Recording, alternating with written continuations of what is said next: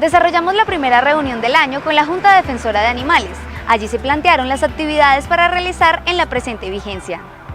En las instalaciones del despacho municipal, la Secretaría de Agricultura desarrolló la primera reunión del año con la Junta Defensora de Animales. Allí participaron la Secretaría de Gobierno, la Inspección de Policía, la Personería Municipal y representantes de la comunidad. Darle la información también que la Administración Municipal logró realizar una jornada de esterilización el mes anterior, en la cual se beneficiaron 43 ejemplares a bajo costo. Se programó con la Junta Defensora pues que este año vamos a continuar con esa importante labor de jornadas de esterilización, que las vamos a seguir descentralizando del municipio. Esto quiere decir que vamos a hacer la mitad de ellas en el casco urbano y la otra mitad atendiendo la ruralidad de nuestro municipio y de las veredas para que los pobladores de campo también se beneficien de este importante programa. Es importante resaltar el cambio de días a realizar las esterilizaciones caninas y felinas, las cuales se llevarán a cabo el último sábado de cada mes, tanto en la zona rural como en la urbana. Informar a toda la comunidad que estas jornadas de esterilización que vamos a hacer cada fin de mes, las vamos este año a tener un cambio, que no se van a realizar los días domingos, sino se va a realizar el último sábado de cada mes.